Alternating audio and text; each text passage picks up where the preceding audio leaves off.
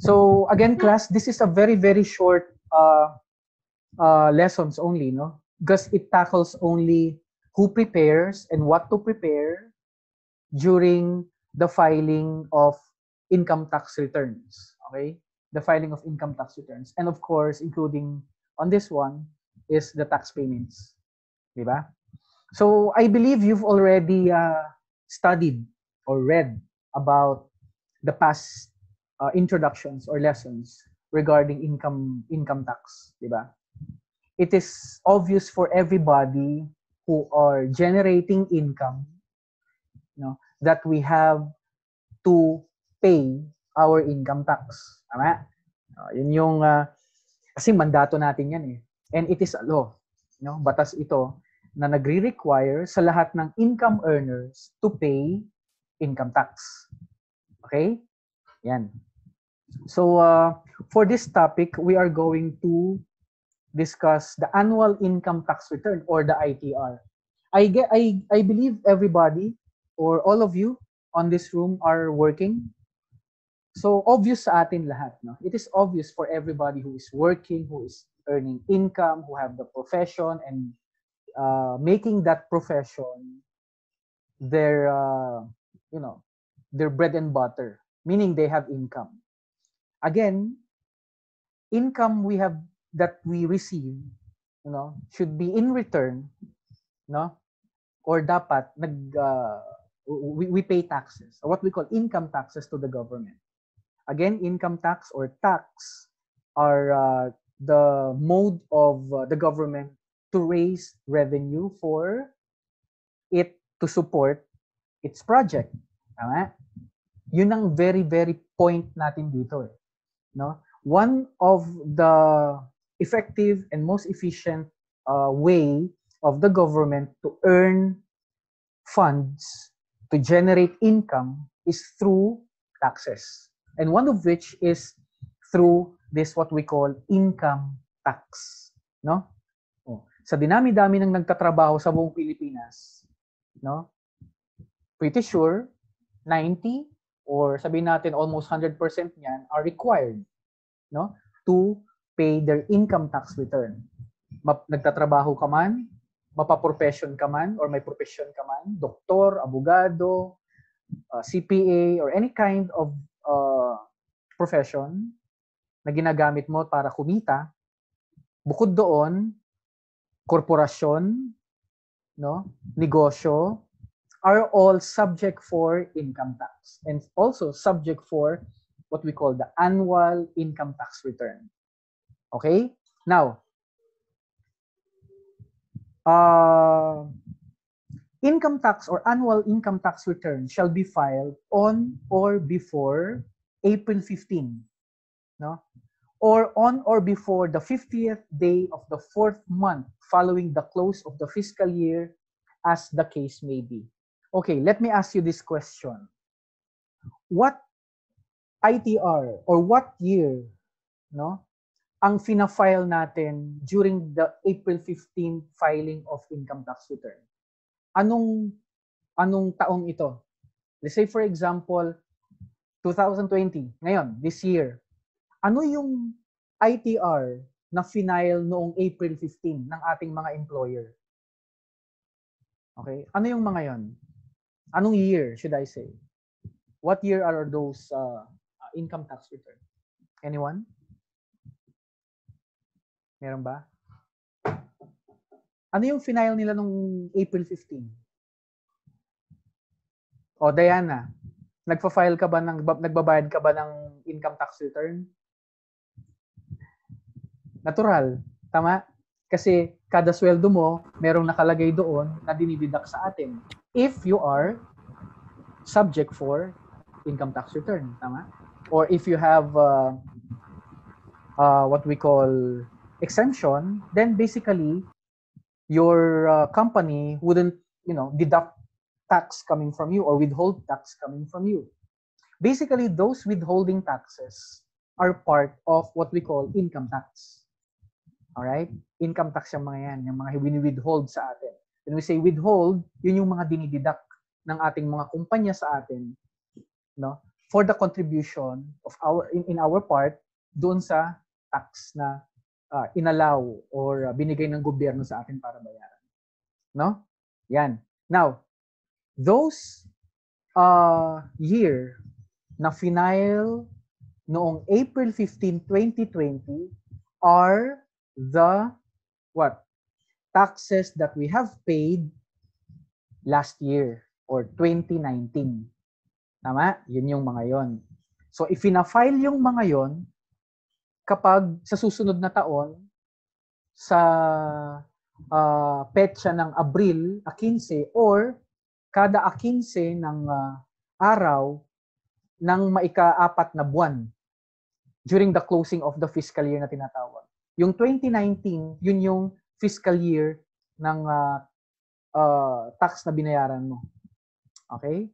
Now, definitely there are penalties, no? May mga penalties na ini-impose when the company or you as an income tax earner, when you are, delayed or late in filing those income taxes. So here, we have mentioned here, late filing of ITR will be subject to according to the law, 25% surcharge, 20% interest per annum, and of course, the compromise penalty.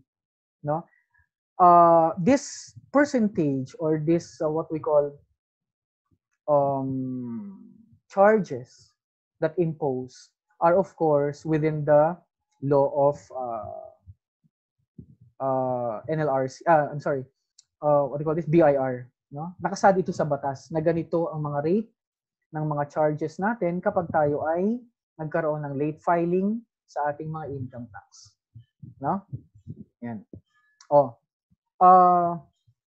Did you know why is it that income tax return or income tax is, crucial in collection or crucial in terms of filing of it or, contribution? Bakit kaya ito crucial? When we say crucial, bakit siya importante? Okay, if you are familiar with the issues of Manny Pacquiao, Regine Velasquez, who else? Judy Ann Santos, San Miguel Corporation, ABS-CBN, GMA, and all other big companies or networks, no, na high profile, no. If you are familiar of them, no, you have to take note that majority of their issues are what? Yung kanilang income tax. No? Yung kanilang income tax. Bakit kaya? Opinion ko lang po, sir. Kasi parang masyado pong malaki yung income nila. So, kailangan po talaga nila magbayad ng tax. Kasi po nasa batas po yun eh. Tapos, very good. Kung hindi po sila magbibigay ng tax, maaari po silang kasuhan kasi hindi po sila sumunod sa batas. Okay, very good. That's the basic one, no? Oo. What else? Po, additional lang po, tsaka kung, yung bawat tao po na may work, ganon, pag hindi po, halimbawa, wala pong tax na nangyayari sa ating bansa, paano po iikot yung pera natin dito po sa ating bansa? Parang babagsak po yung ekonomiya natin. Okay, very good. Number one issue, tama yun. Tama yung sinabi mo, Jillian. The basic mandate of every citizen in the economy should pay tax, especially in the Philippines. At bukod doon, they are all high profile. Tama? Imagine yung milyon na makukolekta ng gobyerno galing sa income tax return lang nila alone. No? Napakalaking halaga na. Because due to the fact that they earned much. Di ba? Sobrang laki ng kanilang ina-earn. So, kaya hinahabol sila ng gobyerno. Tama? Yan. Kasi malalaking kumpanya sila. Now, where to file the ITR and pay the tax? Now, filing of ITR with the BIR authorized agent bank only. No? Having the jurisdiction over the location of the principal office of the company or your company or a corporation filing an income tax return. So, within the vicinity or within the jurisdiction. So say for example, in a certain district, no, district of a certain place, for example, Angeles City, Pampanga have its own vicinity. So lahat ng corporation, lahat ng income ng mga taong nakatira doon or mga taong nakatira doon na magbabayad ng income tax ay under the jurisdiction of the district of Angeles City. Okay? Yan. May mga coverage ang mga regional offices and city or municipal offices ang mga BIR, no? Ang BIR. May mga kanya-kanyang jurisdiction yan. So kung saan ka naka-file or kung saan ka located, doon ka magpa-file. Specifically pertaining to corporations, no? Filing or paying their income taxes. No? Yan. Okay? Now, we have this what we call electronic filing and payment systems or EFPS. Now, this is a BIR system which allows the taxpayers to directly encode or submit their tax returns and pay their tax dues online. Okay? Over the internet, through the BIR website. Okay? So, yan yung kanilang platform. May platform ang BIR kung saan para convenient sa mga magpa-file ng income tax, no? Specifically those companies, no, or corporations paying their income taxes. Para hindi na lang sila pumunta doon sa mga opisina ng BIR. Online na lang sila nagfa-file, no, or online na lang sila nagbabayad. 'Yon. Okay? Yan. Now, taxpayers required to file ITR and pay the tax through EFS. These are the following, no? The large taxpayers, all government bidders, no? O, sino yung mga all government bidders na yan? All government bidders pertains to companies who holds projects from the government. Tama? Ayan. So, nakikita ka or markado ka ng BIR kapag bidder ka, no? Or may project ka sa gobyerno. Now, another thing is the corporations with paid up capital stocks of 10 million, no? So meaning corporations who have capital stocks of 10 million. What else? Corporations with complete computerized systems. Yan, sila yung mga entity na nagbabayad through EFS or EFPS. Okay? The top 20,000 private corporations, the top 5,000 individual taxpayers, or siguro, kabilang ba kayo dito sa top 5 individual taxpayers? Mga working? Unless you are rich and wealthy individuals, di ba? Itong mga to, mga celebrities tong mga to, no? Markado sila ng BIR yung mga yan. Ito yung mga minomonitor or closely monitored by the BIR, itong mga top 5,000 individual taxpayers. These are taxpayers who earned so much, no, that they have to pay in return to the government taxes. Tama? Yan. Also, enterprises enjoying the fiscal incentives granted by the government agencies under special laws or Republic Act 7916, Executive Order 226, Republic Act 9400, and other zone authorities. No? Yan. Now, taxpayers included the following. Okay? Yung Taxpayers Account Management Program, including prospective importers also, no, required to secure, no, the importer clearance certificates and custom broker clearance certificates. This is under the Revenue Regulation number 10, series of 2014, dated December 10, 2014. Now, these are the BIR forms, no, that BIR required taxpayer to fill up, no, and then to submit it to their offices. Now, the income tax return BIR form number 2316, no, this is a certificate of compensation payment, no, or the income tax withheld, No, ang laman nito, yan. And then the deadline for filing of this is January 31. We have to note that filing to the BIR, the duplicate copy, not later than February 28. So these are the deadlines. No? These are the deadlines. No? Yan. Yung BIR form number 2316. Ito yung binibigay sa inyo, class. No? Ito yung binibigay sa mga empleyado kapag nakapag-file na ang inyong kumpanya ng income tax withheld nyo sa BIR. Dapat meron kayo nito. Okay? This is also a form which is a pertinent document that needed if you are going to acquire a loan, no? And what else? Submission for employment, yan. Ito yung form na hinahanap nila, yung 2316. Okay? Then we have the income tax return form, BIR number, form number 1700. These are the individual income tax return for compensation for income earners naman. These are filed by the professionals, no? Mga lawyers, mga doctors, no?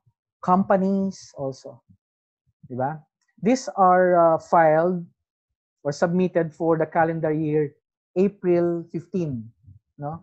April 15 ito. For fiscal year on or before the 15th day of the fourth month following the close of the fiscal year. Yan nga, yung sinasabi natin, April 15. Dapat na i-file yan. Okay? Yan. And then we also have the BIR form number 1701Q. These are the quarterly submission of income tax return. Quarterly. No? So makikita nyo dyan, first quarter, second quarter, third quarter. This is also pertains to individual quarterly income tax. Next slide is the BIR form naman, same as the BIR form number 1701. No? 1701, this is for the individual quarterly income tax return. These are for the individuals who file income tax quarterly also.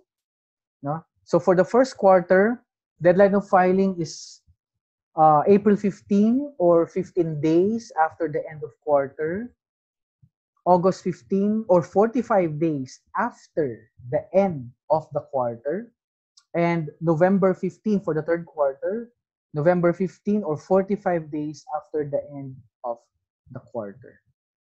So yan, no? And then, yan. Same din, BIR form number 1701, individual annual income tax return naman, is filing date is April 15 for the calendar year, or on or before the 15th day of the fourth month following the close of the fiscal year, as the case may be. And then, we'll proceed now for the corporate, no? The corporation who filed their income tax, they are going to require the form or the BIR form number 1702 for corporations who filed their income tax quarterly, no? So quarterly income tax return. So this is 60th day after the close of each taxable quarter, no? 60th day. Yan. So 2 months after, parang ganun, no? Close after every quarter taxable quarter. I mean, each of the taxable quarter. All right? And then for the annual, corporate annual income tax return, they are gonna use BIR form number 1702. No? You have to take note that every quarter, every annual income tax return, you are gonna file this one after the closing of that fiscal year. So on or before April 15 for the calendar year, or on or before the 50th day of the fourth month following the close of the fiscal year, as the case may be. All right. I have here the website, no? Website for or of the BIR rather, no? Yan.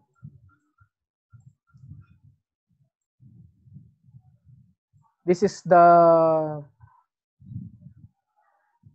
explanation or the more clear explanation regarding the forms, no? So andyan. So sino-sino yung mga nagpa-file nitong BIR form number 1700 for example, no? Yan yung mga i-discuss natin. Okay. Again, let us repeat the specifics of these BIR forms, no? So for the BIR form number 1700, these are for the annual income tax return for individuals earning purely compensation income. Okay? This includes the non-business or non-profession related income. Have to take note of that. Now, this return or this form shall be filed by every resident citizen, no, that deriving a compensation income from all sources, no. If you have different sources, you have businesses, you are employed, no, you gain price, yan, part yun ha. Tandaan nyo kapag kayo ay nananalo or nagkakaroon ng even accidental or related money, kasi income pa rin yan eh, no? That is also a source of income, di ba? Or resident alien and non-resident citizen with respect to compensation income from within the Philippines, except from the following, no? Except from an individual whose gross compensation income does not exceed his total personal and additional exemptions. Now, we have to take note of the exemptions also, no? Hopefully, na-discuss ito from the previous lessons, or hopefully this is included on the modules that you have previously, no? Kasi meron tayong mga exemptions ng filing ng income tax return. If you are not exceeded the required exemption for the total personal income tax, then you don't have to pay income tax. But if you exceeded, definitely there is a corresponding percentage of income tax that you have to pay to the government. Diba? Okay. Second, na hindi except from the filing except of the filing of this income tax. These are also an individual or the individual with respect to pure compensation income as defined in section 32A, paragraph 1, derived from sources within the Philippines. Now, the income tax on which has been correctly withheld or tax due equals tax withheld, no? Under the provisions of section 79 of the BIR code. Okay? Provided that the individual deriving compensation concurrently from 2 or more employers at any time during the taxable year shall of course file an income tax return. All right? Another is the individual or individuals whose income has been subjected to final withholding tax, no? Yan. These are also referring to alien employee as well as Filipino employees occupying the same position as that of the alien employee of the regional or the area headquarters and the regional operating headquarters of a multinational corporations, no, or businesses, no, including petroleum services or gas stations or contractors or petroleum service contractors and their subcontractors, and of course offshore banking units and non-resident alien not engaged in trade or business. So exempted sila, no? And then of course, yung mga minimum wage earners who are, no, mandated by law to exempt or exempted from income tax. Yan, sila yung mga hindi nagpa-file nitong 1700 or yung BIR form 1700. Kapag hindi ka kasama dyan, definitely you have to file. Tama? Yan.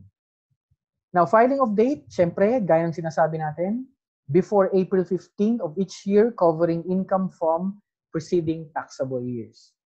Alright? Yan. Next. We have here also the BIR form number 1701 These are the annual income tax return, including individuals, yung mixed income earners, no? Estates and trusts, no? Now, this BIR form number 1701 shall be filed by individuals who are engaged in trade or businesses or the practice of profession. Ito yung sinasabi ko kanina na fina-file ng mga professionals like lawyers, doctors, CPAs, engineers, yan. Including those with the mixed income, no? Mixed income, ito yung mga individuals na engage sa trade or businesses or ng mga profession who are also earning compensation income. Okay? This is in accordance with the Section 51 of the Code as amended. Now, the annual income tax return, okay, summarizes all the transactions covering the calendar year of the taxpayers. Yung calendar year ng taxpayer, ito yung fiscal year kung saan kumita siya nung mga yung pinagkakitaan niya during the filing of this 1701, no? Consolidated ito, no? Consolidated income, no? Okay, now this return shall be filed by the following individuals regardless of the amount, no, of gross income. Filed by the following: resident citizen engaged in trade, business, or practice of profession within and without the Philippines. Okay? The resident alien. Who are the resident alien, by the way? Sino-sino ba itong mga resident alien na to? Parang ano po, sir, yung hindi taga-Pilipinas na nagtatrabaho po dito sa bansa po natin. Na may Ganun po ba? kaukulang permiso, no? Yan. Okay, very good. Yan. Another thing is that a resident alien, non-resident citizen, or non-resident alien individual engaged in trade, business, or practice of profession inside or within the Philippines. Okay? Also, a trustee of a trust, no? A guardian of a minor, an executor or an administrator of an estate, or any person acting in the fiduciary, no, capacity for any person where such trust, estate, minor, or person is engaged in trade or business. Okay? Also, this is also filing by an individual engaged in trade or business or in the exercise of their profession and receiving compensation income as well. No? Yan ang fina-file nila. Kaya nga sinabi natin, ang 1701 is a consolidated income tax return, no? Na kung saan you are a professional na meron negosyo na kumikita pa at compensated pa sa ibang sources, no? Naka-consolidate ito sa iisang form. Okay? Yan. Again, the filing of date is on or before April 15 of the following year, covering the income of the preceding taxable year. All right? Now, another BIR form number 1701A. This is an annual income tax return for individuals earning income purely from business or a profession. Those under a graduate income rates with the OSDs as mode of deduction, or those who opted to avail the 8% flat income tax rate. Meron tayong mga ina-avail na flat income tax rate, no? Regardless of income. So this is don't worry, this is included on the code, no? Or BIR code. So, naka-indicate doon yung rate, actually 8%. Naka-indicate doon yung mga tinatawag nating considerations. Okay? Considerations nitong 8% na ito. No? Yan. Now, description. Now, this return or the return shall be filed by individuals earning purely or earning income purely from trade or business or from the practice of professions. To wit, he or she is a resident citizen within and without the Philippines. Oh, malinaw yan ha. Within and without the Philippines. Pero citizen ka. And a resident alien non-resident citizen, okay, or non-resident alien within the Philippines. Okay? Now, the return shall only be used by the said individuals as follows. No? Letter A, those subject to graduated income tax rates and availed of the optional standard deductions. All right? May mga optional standard deductions tayo dito. No? As a method of deduction, regardless of the amount of sales or receipts and other non-operating income, or those who avail the 8% flat income tax rate, no? Whose sales or receipts and other non-operating income do not exceed 3 million pesos per annum. Okay? Yan. So, yan.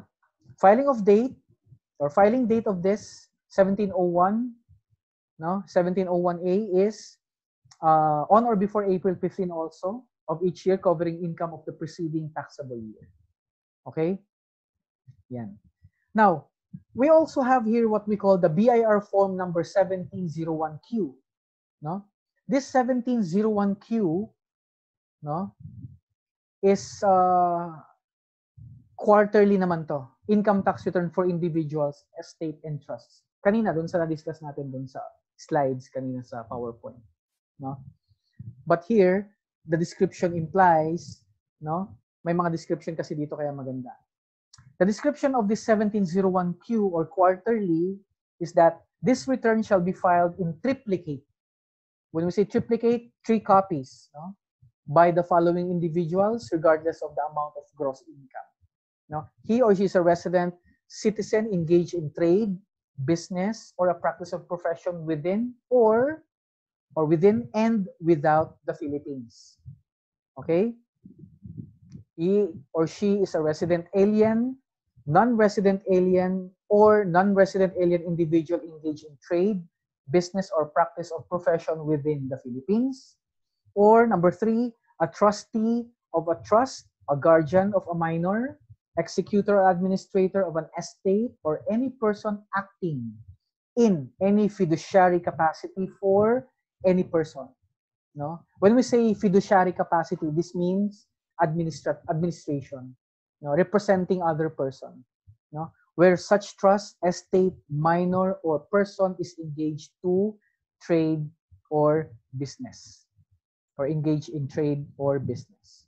Filing date, since it is quarterly, so first quarter on or before May 15 of the current taxable year, no? January, February, March, April. So quarter, we have 4 quarters, tama? So itong quarter na to, fina-file January, February, March, April, you're gonna file it on May 15. For the second quarter, no? Second quarter on or before August 15 of the current taxable year, current. So January, February, March, April for the first quarter. For the second quarter, May, June, July, August. File August 15. And for the third quarter, on or before November 15 of the current taxable year. Okay? Yan. And then, we also have BIR form number 1702. No? 1702EX. This is an annual income tax return for corporations, partnership, and other non-individual tax exempt.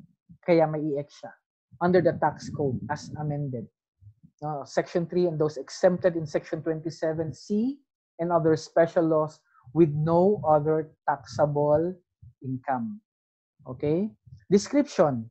What is the description of this BIR form 1702X? Now, this return shall be filed by a corporation, a partnership, and other non-individual taxpayers exempt under the tax code, no?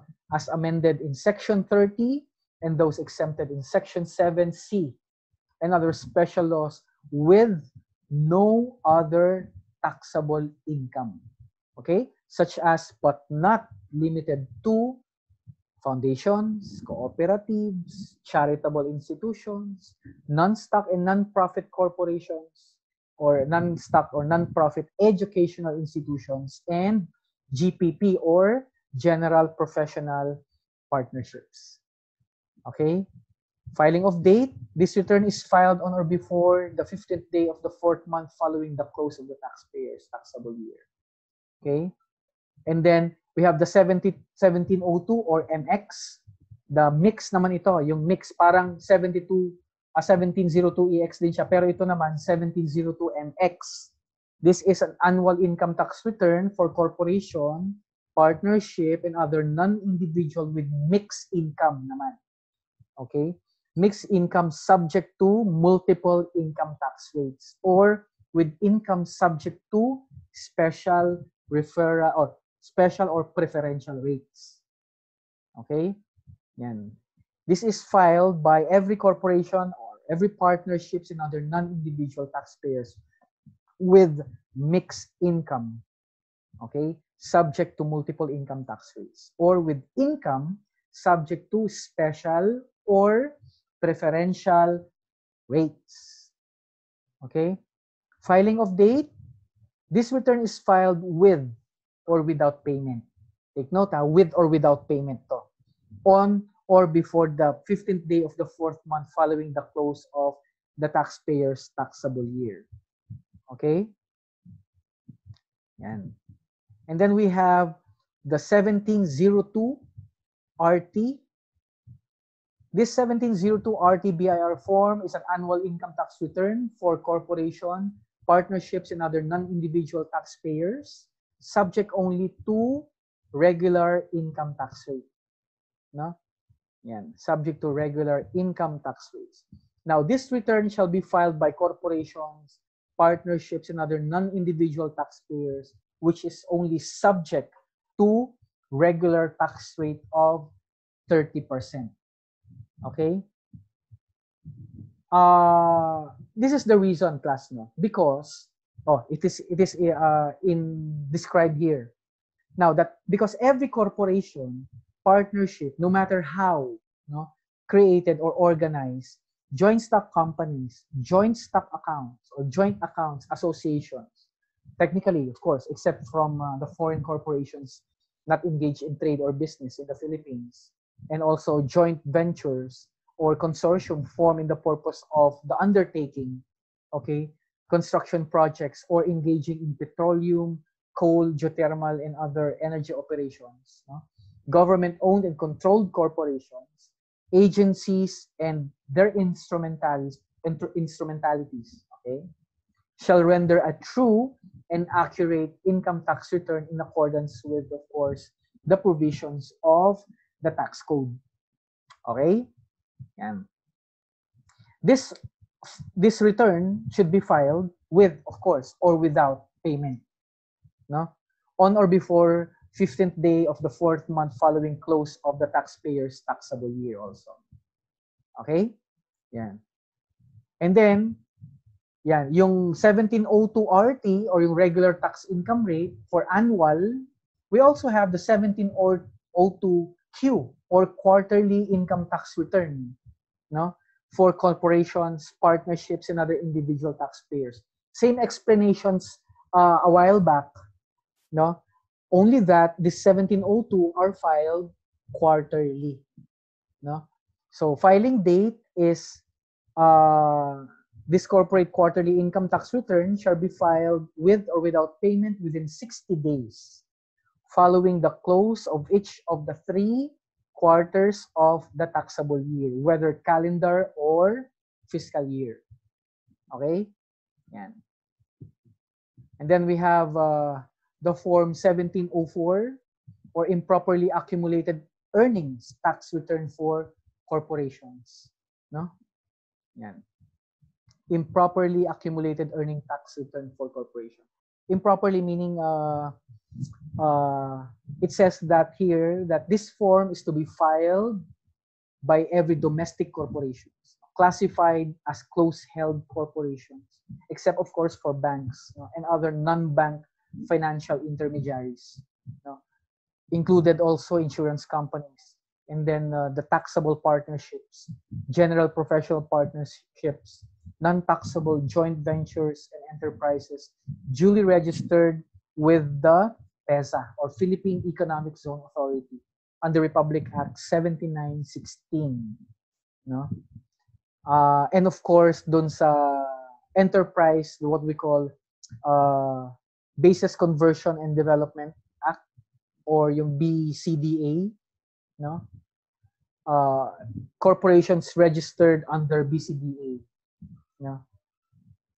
BCDA is a Republic Act 7222, no? And other similar laws.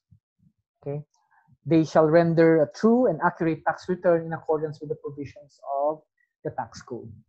Filing of date is that within the 15 days after the close of the year immediately succeeding taxpayers covered taxable year. Okay, and then we have the 1706 capital gains tax returns on onerous transfer of real property classified as capital assets. Okay? Yan. These are the complex income tax returns now, class, no? Capital gains, yan, itong mga what do you call this? Stock exchange and so on and so forth. Because they are also classified as incomes, no? Incomes by a corporation, incomes by a company, incomes by a partnership, or income by an individual also, no? Kaya they are being identified also by the BIR to collect tax or income tax coming from these companies or coming from these entities.